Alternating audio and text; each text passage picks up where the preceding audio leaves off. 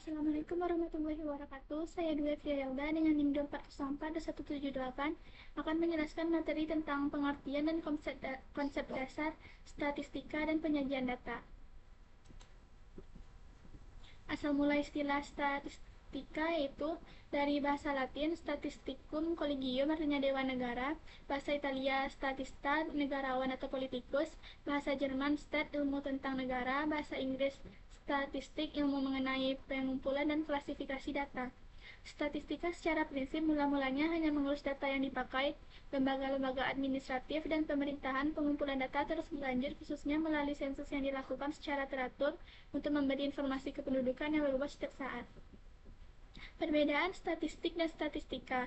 Statistik artinya data atau kumpulan data dalam bentuk angka maupun bukan angka yang disusun dalam bentuk tabel atau diagram yang menggambarkan suatu masalah tertentu. Sedangkan statistika adalah pengetahuan yang berkaitan dengan metode, teknik, atau cara untuk mengumpulkan, mengolah, menyajikan, dan menganalisis data, kemudian menarik kesimpulan dan menginterpretasikan data tersebut. Selanjutnya, tinjauan umum statistika. Tanpa disadari dalam kehidupan sehari-hari, sungguhnya kita telah banyak memakai statistika walaupun dalam bentuk yang sangat sederhana. Misalnya di rumah, kantor pemerintahan, dan lain-lain. Contohnya di rumah, seorang ibu menghitung pada bulan lalu uang yang dihabiskan untuk kebutuhan sebulan sebesar 2 juta rupiah. Di kantor, seorang pemimpin memutuskan sebanyak 10% dari total pegawai terpaksa di PHK untuk mengurangi kerugian perusahaan. Pemerintah memperkirakan pertumbuhan ekonomi pada tahun mendatang mencapai 6% dengan asumsi tingkat investasi naik 10% dan lain-lain. Di negara-negara maju, ilmu statistika telah lama berkembang dengan pesat sejalan dengan kemajuan ilmu ekonomi dan teknik. Misalnya di Jepang adalah negara yang sangat berhasil menerapkan statistik dalam berbagai bidang seperti perencanaan desain produk mobil dan strategi menguasai pemasaran di berbagai negara. Jepang telah berhasil memadukan ilmu statistika dengan ilmu ekonomi, desain produk, psikologi, dan sosiologi masyarakat di berbagai negara untuk memprediksi dan menganalisis perilaku konsumen sehingga negara itu mampu menguasai perekonomian di dunia. Statistik dan metode ilmiah. Metode ilmiah adalah salah satu cara mencari kebenaran yang bila ditinjau dari segi penerapannya, risiko untuk keliru paling kecil. Langkah-langkah dalam metode ilmiah yaitu yang pertama merumuskan masalah, yang kedua melakukan studi literatur, yang ketiga membuat dugaan-dugaan pertanyaan-pertanyaan atau hipotesis, yang keempat mengumpulkan dan mengolah data menguji hipotesis atau menjawab pertanyaan, yang kelima mengambil kesimpulan. Selanjutnya, manfaat statistika. Yang pertama yaitu membantu pengambilan keputusan, yang kedua menyajikan data secara jelas, yang ketiga mengetahui pola dan tren, yang keempat mengukur risiko dan peluang, yang kelima mendukung penelitian ilmiah, yang keenam dasar perencanaan dan evaluasi, yang ketujuh mendukung perkembangan ilmu dan teknologi. Selanjutnya, fungsi statistika. Alat bantu untuk memperluas pengetahuan terhadap masalah-masalah yang rumit, kabur, dan tidak pasti. Alasannya yaitu yang pertama, fakta-fakta dapat disusun sesuai kebutuhan, yang kedua, data yang rumit dapat disederhanakan, yang ketiga, data dapat disesuaikan dengan kebutuhan, dan yang keempat, digunakan sebagai teknik perbandingan, yang kelima, dapat digunakan untuk menginterpretasi beberapa masalah secara simultan, yang keenam, dapat digunakan sebagai teknik pengambilan keputusan yang akurat. Selanjutnya, kegunaan statistika yaitu yang pertama, menentukan sampel yang representatif, yang kedua, membaca data yang telah dikumpulkan semudah mungkin, yang ketiga, melihat ada tidaknya perbedaan antar kelompok yang diteliti, yang keempat, melihat ada tidaknya hubungan antar variabel yang diteliti, yang kelima, membuat prediksi untuk masa datang maupun masa lalu, yang keenam, melakukan interpretasi atas data yang terkumpul. Selanjutnya, aplikasi statistika. Satu, yaitu dalam berbagai disiplin ilmu, baik ilmu-ilmu alam, ilmu sosial, maupun di bidang bisnis, ekonomi, dan industri. Yang kedua, dalam pemerintahan, untuk berbagai macam tujuan seperti sensus penduduk. Yang tiga, prosedur jajak pendapat atau polling, misalnya yang dilakukan sebelum pemilihan umum seperti jajak cepat, perhitungan cepat hasil pemilu. Selanjutnya, keterbatasan statistika. Yang pertama, bergantung pada kualitas data. Jika data tidak akurat, hasil analisis juga salah. Yang kedua, tidak bisa memberi jawaban pasti, hanya memberikan estimasi atau probabilitas. Yang ketiga, rentan disalahgunakan, bisa dimanipulasi untuk kepentingan tertentu. Yang keempat, tidak menjelaskan sebab akibat, hanya menunjukkan hubungan atau korelasi. Yang kelima, memerlukan asumsi tertentu, hasilnya bisa keliru jika asumsi tidak terpenuhi. Yang keenam, tidak selalu berlaku umum, hasil penelitian sampel belum tentu sama dengan populasi. Yang ketujuh, butuh pemahaman khusus, interpretasi yang salah bisa menyesatkan. Selanjutnya, jenis-jenis statistika. Berdasarkan aktivitas yang dilakukan yaitu statistika deskriptif dan statistika induktif. Berdasarkan metode yang digunakan yaitu statistika parametrik dan statistika non-parametrik. Statistika deskriptif yaitu yang pertama membahas cara-cara pengumpulan data, yang kedua penyederhanaan angka-angka dari pengamatan, yang ketiga pengukuran pemusatan dan penyebaran untuk memperoleh informasi yang lebih menarik. Penggunaan statistika deskriptif ini yaitu yang pertama, kumpulan data tersaji dengan ringkas dan rapi dan dapat memberikan informasi inti. Yang kedua, data bisa ditampilkan dengan teknik grafik atau numerik. Yang ketiga, dapat mengukur dua karakteristik dari setiap respondennya dan meneliti hubungan keduanya. Yang keempat, berperan penting dalam persiapan analisis data. Selanjutnya, contoh statistika deskriptif.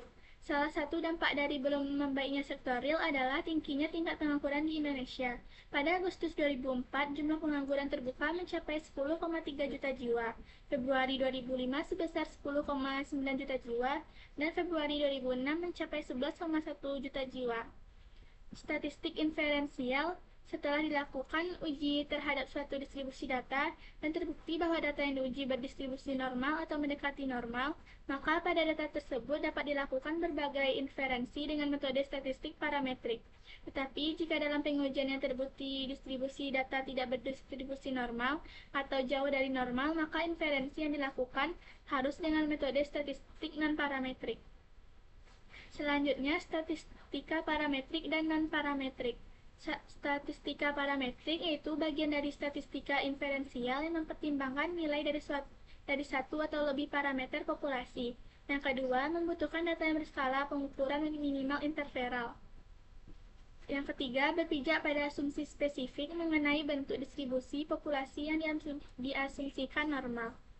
Statistika non-parametrik yaitu yang pertama, bagian dari statistika inferensial yang tidak mempertimbangkan nilai dari satu atau lebih parameter populasi. Yang kedua, validitas tidak tergantung pada model peluang yang spesifik dari populasi. Yang ketiga, distribusi data tidak dapat diasumsikan normal. Selanjutnya, ciri-ciri statistika parametrik. Yang pertama, data berdistribusi normal. Yang kedua, skala data biasanya interval atau rasio, misalnya tinggi badan, berat badan, dan nilai ujian. Yang ketiga, variansi antar kelompok dianggap homogen. Yang keempat, lebih kuat atau powerful dibanding statistik non-parametrik bila syaratnya terpenuhi. Contohnya, uji T untuk membandingkan rata-rata dua kelompok. Selanjutnya, ciri-ciri statistika non-parametrik yaitu yang pertama, tidak bergantung pada distribusi data. Yang kedua, bisa digunakan untuk data nominal, ordinal, intervalal, maupun rasio. Yang ketiga, cocok untuk data kecil, tidak normal atau banyak nilai ekstrim.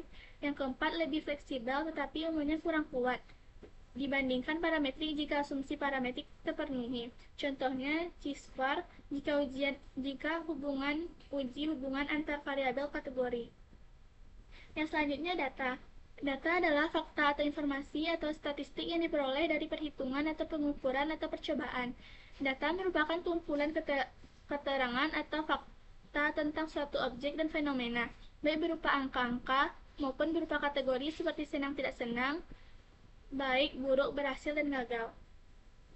Data akan sangat bergantung dari definisi operasional variabel penelitian. Selanjutnya, jenis data yang pertama yaitu data nominal. Data berskala nominal adalah data yang diperoleh dengan cara kategorisasi atau klasifikasi. Ciri-cirinya yaitu yang pertama, posisi data setara. Yang kedua, tidak bisa dilakukan operasi matematika. Contohnya, jenis kelamin, jenis pekerjaan. Yang kedua, data ordinal. Data berskala ordinal adalah data yang diperoleh dengan cara kategorisasi atau klasifikasi. Tetapi di antara data tersebut terdapat hubungan. Ciri-cirinya yaitu yang pertama, posisi data tidak setara, tidak bisa dilakukan operasi matematika. Contohnya, usia, ranking, tingkat pendidikan. Yang ketiga, data interval. Data berskala interval adalah data yang diperoleh dengan cara pengukuran di mana jarak antara dua titik skala sudah diketahui. Ciri-cirinya itu yang pertama, tidak ada kategorisasi, bisa dilakukan operasi matematika, contohnya temperatur yang diukur berdasarkan Celsius dan sistem kalender. Yang keempat, data rasio. Data berskala rasio adalah data yang diperoleh dengan cara pengukuran di mana jarak antara dua titik skala sudah diketahui dan mempunyai titik nol absolut. Cirinya, tidak ada kategorisasi, bisa dilakukan operasi matematika, contohnya gaji, skor ujian, dan jumlah buku. Selanjutnya, jenis data. Skala nominal, angka yang diberikan hanya sebagai label saja, contohnya pria 1, wanita 2, dan warga 3. Skala interval, angka mengandung sifat ordinal dan mempunyai jarak atau interval. Contoh yang pertama itu saham sangat prospektif dengan harga saham 736 sampai 878. Yang kedua, saham prospektif 592 sampai 735. Selanjutnya, skala ordinal. Angka mengandung pengertian tingkatan, contohnya ranking 1, 2, dan 3. Ranking 1 menunjukkan lebih tinggi daripada ranking 2 dan 3. Yang keempat, skala rasio. Angka mempunyai sifat nominal, ordinal, dan interval, serta mempunyai nilai absolut dari objek yang diukur. Contohnya, bunga BCA 7% dan bunga Mandiri 14%, maka bunga Mandiri 2 kali bunga BCA. Selanjutnya, 4 skala pengukuran dan statistik yang cocok untuk masing-masingnya. Skala nominal, contoh statistik yang cocok yaitu modus, frekuens, dan koefisien kontingensi. Tes statistik yang cocok yaitu yang sesuai tes statistik non-parametrik. Yang kedua, skala ordinal, contoh statistik yang cocok median, persentil, Perman Pro, Kendall T, Kendall W. Tes statistik yang sesuai yaitu non-parametrik. Yang ketiga, skala interval. Contoh statistik yang cocok itu rata-rata, standar deviasi, kolerasi momen hasil kali persen, kolerasi momen hasil kali ganda. Tes yang sesuai yaitu non-parametrik dan parametrik. Yang keempat, rasio. Contoh statistik yang cocok yaitu mean geometrik dan koefisien variasi. Tes yang sesuai yaitu non-parametrik dan parametrik. Selanjutnya, populasi dan sampel. Populasi adalah sebuah kumpulan dari semua kemungkinan orang-orang, benda-benda, dan ukuran lain dari objek yang menjadi perhatian. Kalau sampel, suatu bagian dari populasi tertentu yang menjadi perhatian. Selanjutnya, penyajian data. Tabel atau daftar. Tabel, klasifikasi tunggal dan ganda. Tabel kontingensi, tabel distribusi frekuen. Yang diagram atau grafik itu diagram batang, diagram garis, diagram lambang, diagram lingkaran, dan diagram peta. Contoh tabel klasifikasi tunggal yaitu susunan pimpinan dan keanggotaan Badan Kehormatan DPRD Kota Sawah Lunto periode 2009 sampai 2014. Dasrial Eri SE kedudukannya sebagai ketua, Weldison kedudukannya sebagai wakil ketua, Bakri SP kedudukannya sebagai anggota, Dr. Andes Vanli Adams MSI kedudukannya sebagai sekretaris bukan anggota.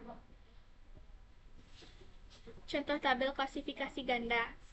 Jumlah pemeluk agama di Kota Sawah Lunto tahun 2009 sampai 2012.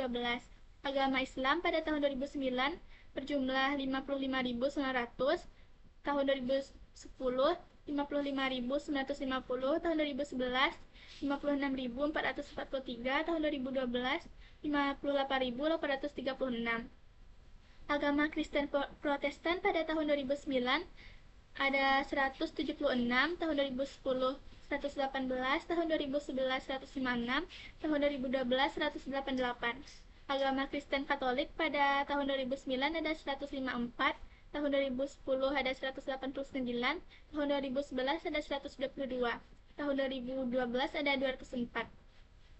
Jadi jumlah total semuanya pada tahun 2009 ada 56.230, tahun 2010 ada 56.257, pada tahun 2011 ada 56.721, pada tahun 2012 ada 59.228. Selanjutnya, contoh tabel kontingensi data jumlah penduduk Kota Sawah Lunto pada tahun 2014. Di Kecamatan Lembah Segar, laki-lakinya ada 5.876, perempuannya ada 6.274, jumlahnya ada 12.150. Di Kecamatan Silungkang, laki-lakinya ada 5.158, perempuannya ada 5.140, jumlahnya ada 10.298. Di Kecamatan Barangin, laki-lakinya ada 8.457, perempuannya ada 8.717, jumlahnya ada 17.174 orang. Di Kecamatan Talawi, laki-lakinya ada 9.017, perempuannya ada 8.928, jumlahnya ada 17.945. Jumlah keseluruhannya adalah yang laki-laki 28.508, yang perempuannya 29.059, yang jumlah total semuanya 41.367. Selanjutnya, distribusi frekuensi. Distribusi frekuensi mengelompokkan data interval, rasio, dan menghitung banyaknya data dalam satu kelompok atau klasifikasi. Membuat distribusi frekuensi, yang pertama itu mencari sebaran, yakni selisih antara data paling besar dengan data paling kecil. Yang kedua, menentukan banyaknya kelas dengan rumus Passman 1 ditambah 3,3 log n ke 7. Yang ketiga, menentukan panjang kelas dengan rumus P sama dengan sebaran 15/7 sama dengan 2. Selanjutnya, tabel distribusi frekuensi. Daftar nilai statistika mahasiswa prodi IAIN-FIS UNP. Nilai 100 sampai 95 ada frekuensi 1. Nilai 94 sampai 90 frekuensinya 3, nilai 98 sampai 85 frekuensinya 5, nilai 94 sampai 80 frekuensinya 4, nilai 79 sampai 75 frekuensinya 2, nilai 74 sampai 70 frekuensinya 3, nilai 69 sampai 65 frekuensinya 1, nilai 64 sampai 60 frekuensinya 1, total jumlah semuanya ada 20. Selanjutnya, contoh diagram batang.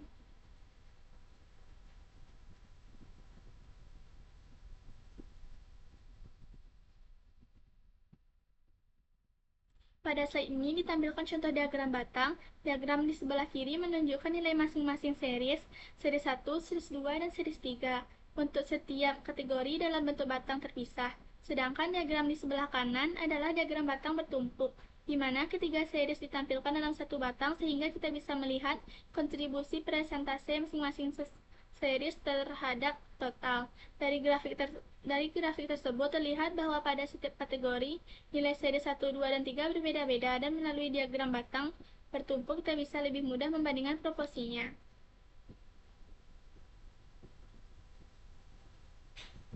Selanjutnya, contoh grafik batang tunggal jumlah kasus baru HIV dari tahun 2004 sampai 2008. Tahun 2004 ada 1.195, tahun 2005 ada 2.638, tahun 2006 ada 2.873, tahun 2007 ada 2.947, tahun 2008 ada 4.969.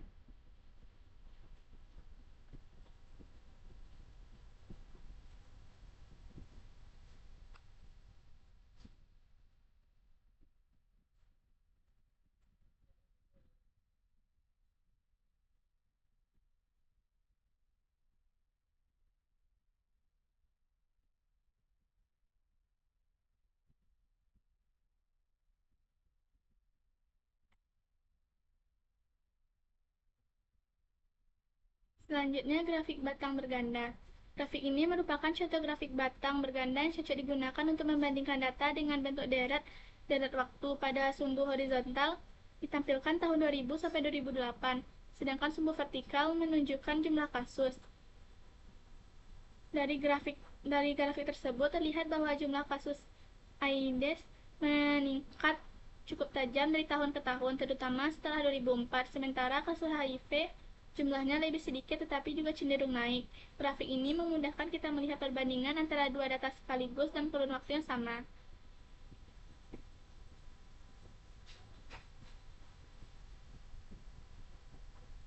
Selanjutnya, contoh diagram garis. Sumbu horizontal menunjukkan kategori mulai dari kategori 1 sampai kategori 4, sedangkan sumbu vertikal menunjukkan nilai data.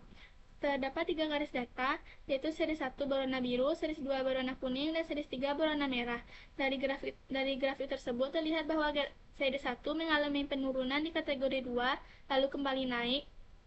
Series 2 cenderung stabil, sempat turun di kategori 3, kemudian naik lagi di kategori 4, sedangkan series 3 memiliki nilai yang lebih tinggi dibandingkan dua series lainnya dan naik cukup signifikan di kategori terakhir. Selanjutnya diagram garis. Diagram ini menunjukkan jumlah anggota DPRD Kota Sawah Lunto berdasarkan partai politik pada dua periode, yaitu 2004 sampai 2009. Terlihat bahwa pada periode 2004 sampai 2009, Partai Golkar memperoleh kursi terbanyak, yakni 8 kursi. Namun jumlahnya menurun pada periode berikutnya. Sementara itu, partai lain seperti PAN, PPP, dan PKS jumlah kursinya relatif kecil dan stabil. Ada juga partai baru seperti Gerindra yang muncul di periode 2009 sampai 2014. Jadi diagram ini memperlihatkan perbandingan naik turunnya jumlah kursi antar partai dari satu periode ke periode berikutnya.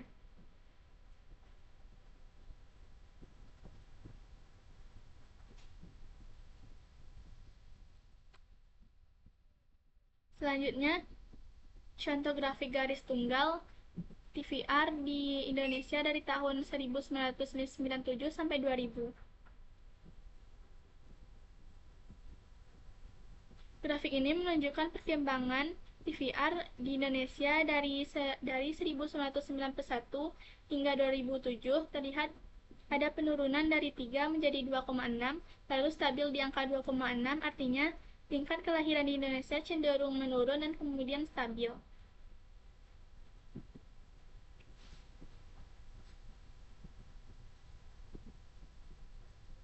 Selanjutnya contoh diagram lingkaran.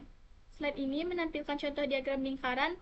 Diagram ini digunakan untuk menunjukkan proporsi penjualan berdasarkan kuartal. Warna biru memiliki kuartal pertama, kuning untuk kuartal kedua, merah untuk kuartal ketiga, dan hijau untuk kuartal keempat.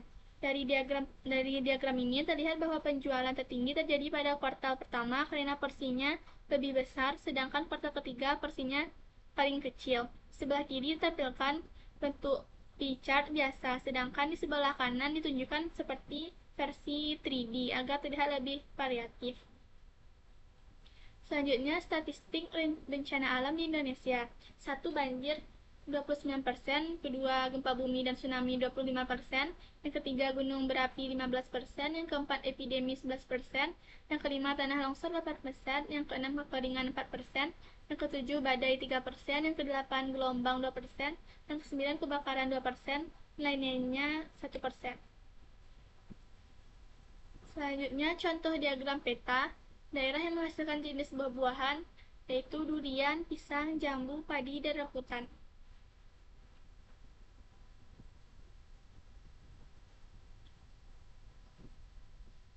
Diagram peta. Gambar ini adalah diagram peta yang menunjukkan persebaran cadangan gas bumi di Indonesia. Titik-titik merah menandai lokasi cadangan gas, misalnya di Aceh, Sumatera Utara, Kalimantan Utara, Jawa Barat, Jawa Timur, hingga Papua. Peta seperti ini memudahkan kita melihat distribusi sumber daya secara geografis, sehingga jelas daerah mana saja yang memiliki potensi cadangan energi terbesar. Selanjutnya, kondisi tektonik Indonesia. Peta ini menunjukkan kondisi tektonik Indonesia. Terlihat bahwa Indonesia berada di pertemuan 3 lempeng besar, yaitu lempeng Eurasia di utara, lempeng Indo-Australia di selatan, dan lempeng Pasifik di timur.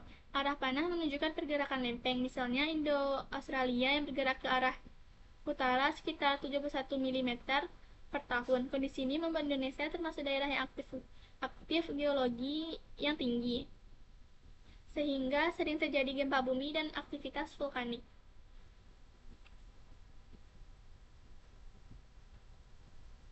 Selanjutnya, peta seismisitas Indonesia tahun 1973 sampai 2005. Peta ini menunjukkan sebaran aktivitas gempa bumi di Indonesia pada periode 1973 hingga 2005. Titik-titik pada peta menandai lokasi gempa dengan warna berbeda sesuai kedalaman.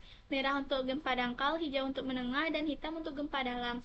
Terlihat bahwa gempa paling banyak terjadi di sepanjang jalur subduksi seperti Sumatera, Jawa, Nusa Tenggara, Maluku, hingga Papua. Peta ini memperlihatkan bahwa Indonesia adalah wilayah yang dengan tingkat aktivitas seismiknya sangat tinggi.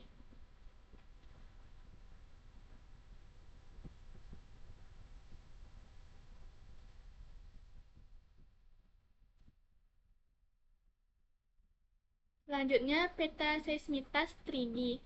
Gambar ini adalah peta seismitas 3 dimensi yang menunjukkan distribusi aktivitas gempa di Indonesia pada periode 1973 hingga 2005. Sumbu horizontal menggambarkan posisi geografis, lintang, dan bujur. Sedangkan vertikal menunjukkan kedalaman gempa. Titik-titik berwarna memiliki lokasi pusat gempa. Dari peta ini terlihat bahwa gempa paling banyak terjadi sekitar zona subduksi atau pertemuan lempeng, misalnya di sepanjang Sumatera, Jawa, hingga Nusa Tenggara. Semakin dalam titiknya, maka semakin jauh letak pusat gempa dari permukaan. Visualisasi 3D ini membantu kita memahami sebaran gempa secara ruang, baik lokasi maupun kedalaman.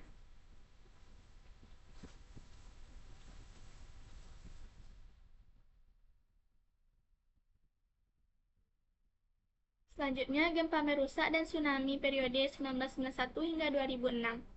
Peta gempa merusak dan tsunami menunjukkan wilayah Indonesia yang pernah mengalami bencana gempa bumi dan tsunami pada periode 1991 hingga 2006. Setiap tanda atau titik di peta menggambarkan lokasi terjadinya gempa, sehingga kita bisa mengetahui daerah mana saja yang rawan bencana alam. Peta seperti ini sangat membantu karena menyajikan data spesial, yaitu data yang berbasis lokasi geografis. Selanjutnya, contoh diagram lambang lulusan Universitas X pada tahun 1985.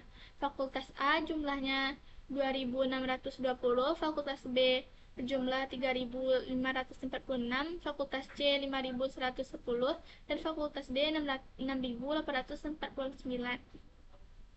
Selanjutnya diagram lambang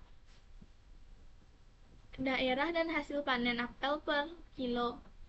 Daerah A 85 kilo, daerah B 50 kilo, daerah C 70 kilo, daerah D 55 kg. Selanjutnya contoh grafik histogram. Histogram adalah diagram batang yang digunakan untuk menyajikan data dalam bentuk distribusi frekuensi. Pada sumbu horizontal ditampilkan interval kelas atau tepi kelas. Sementara sumbu vertikal memperlihatkan frekuensinya. Setiap batang memiliki tinggi yang berbeda dengan jumlah data pada interval tersebut. Misalnya ada batang yang lebih tinggi karena jumlah datanya paling banyak, sedangkan batang lain lebih pendek. Contoh pada gambar tersebut memperlihatkan distribusi harga saham yang sudah dikelompokkan ke dalam kelas-kelas tertentu. Selanjutnya contoh poligon. Grafik poligon frekuensi dibuat dengan cara menghubungkan titik-titik tengah dari puncak tiap batang histogram menggunakan garis lurus. Sumbu horizontal menampilkan kelas data, sedangkan sumbu vertikal menampilkan frekuensi. Poligon ini lebih memudahkan kita untuk melihat pola naik turun data dibandingkan dengan histogram. Dari contoh pada gambar, lihat bahwa garis cenderung menurun, yang berarti frekuensi semakin kecil ketika interval bertambah. Selanjutnya, contoh kurva Ogive. Kurva Ogive adalah kurva frekuensi kumulatif. Ada dua jenis Ogive, yaitu Ogive kurang dari dan Ogive lebih dari. Ogive kurang dari biasanya ditunjukkan dengan garis biru yang memperlihatkan akumulasi frekuensi sampai batas kelas tertentu. Sedangkan Ogive lebih dari ditunjukkan dengan garis merah muda yang memperlihatkan frekuensi kumulatif dari batas kelas ke atas. Sumbu X menampilkan interval kelas, sedangkan sumbu Y menampilkan jumlah kumulatif. Kurva Ogive sangat berguna untuk mencari nilai median, kuartil, dan persentil dalam suatu data. Sekian, terima kasih.